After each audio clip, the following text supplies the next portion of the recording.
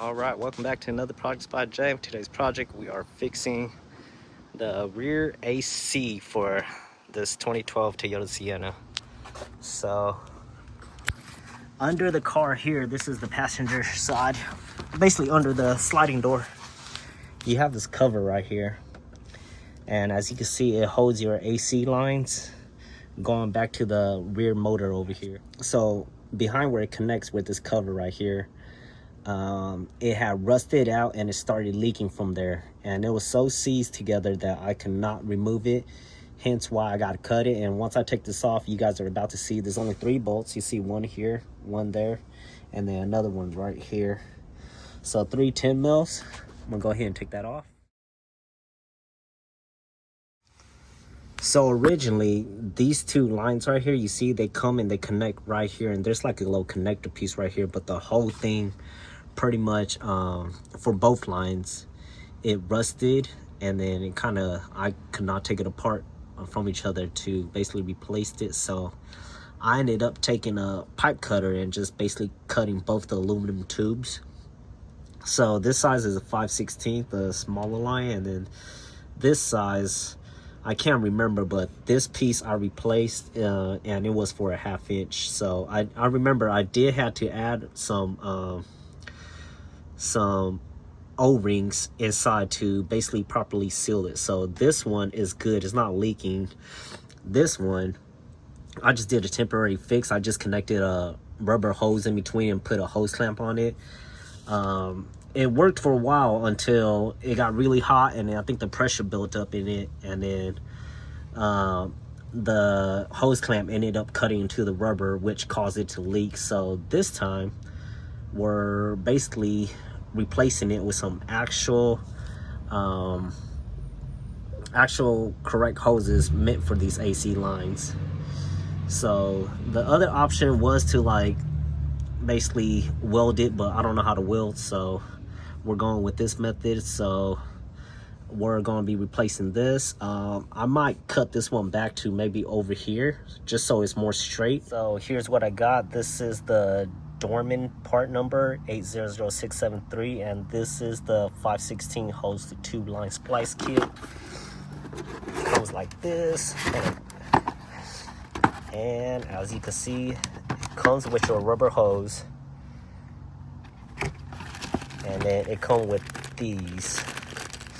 So there's actually 2 sets of them, one for each end. You will be needing this this crimp tool right here, and it's for these crimps right here to go on the hose line. We'll go ahead and take the cutting tool and kind of cut that smaller line just so we have a straight edge. So once we connect it, we could rubber hose into this one.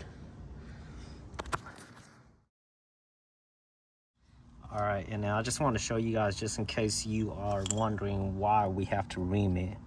As you can see, it's kind of deformed after you cut it with a little pipe cutter. So you take the ream, you want to take it and just kind of just clean out the edge, open it up a little bit,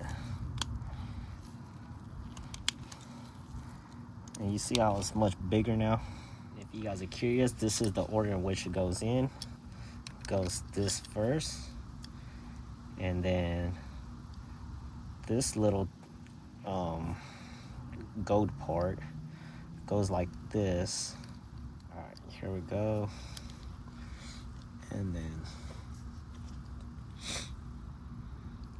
there's this green piece right here, which is pretty much like a gasket. So, and then it goes like this, goes over, and then it goes over just like that.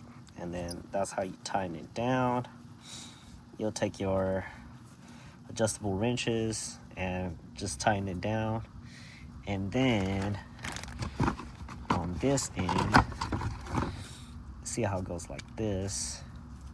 There's 2 different sizes. From what I understand, you have to place it in like this first, and then get the hose through. It should stop right there, and then you should be able to slide this over.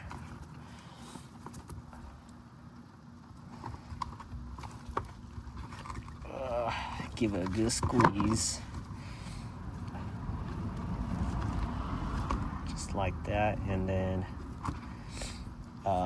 you'll take your little crimping tool and you'll just crimp it from there, and it should be strong enough to hold.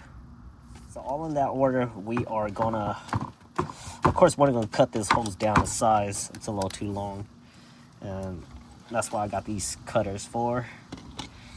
But we're gonna make sure it has that radius to bend and basically hook on. All right, and if you guys are asking why I didn't do that the first time, these pieces are not cheap. Just this piece alone ran me like 60 bucks. Oh, sorry, out of focus. Just this piece alone ran me 60 bucks. This piece alone on Amazon was running at least 50 bucks. I got really lucky. I was able to keep searching on Amazon. I found it for like 20 bucks. So I lucked out on that one, but hence why I didn't do it the first time. But now I know, might as well just spend extra money the first time and get it done correctly the first time. And here I am just reaming out the ends of the aluminum tubing. You want to be very gentle during this process because you could flare out the ends of them, which will prevent you from sliding all the pieces you need over the aluminum tubing. So they have a very tight tolerance, so just be careful.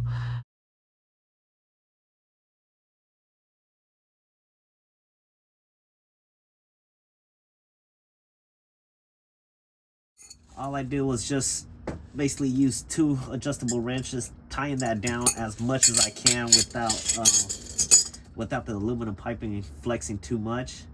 The instructions said to torque it down to 22 foot-pounds, but I'm just using the wrench, so I don't know what that is. So I just try to get it as snug as I can. As you guys can see, I was able to slide these lines on. So I left a little bit of flex to it. Now I just got to crimp down these clamps on the end, and right now I got them exposed, coming out like that. But once I clamp it down and tighten up, it should be good. And then I'll spin this blue, I don't know what this is, alignment tool, whatever, to where it needs to go. This process, you just want to crimp it down, but don't crimp it down too much to where it could start scoring the rubber hose. So just do enough that it's snug, and then you can move on.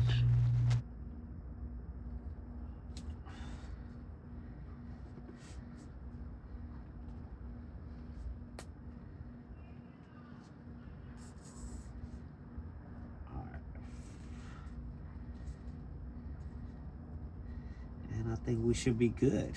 So now I'm just gonna go ahead and put everything back. So originally this black piece right here is meant to hold up the aluminum tubing that used to be there, but it's not there no more. So I kind of had to cut it down in order to be able to support both of these, or not even both, at least just one of them. Which you will see in a bit that I just used the cover plate basically to support the other big one. So in this way, it's basically supported by staying up there.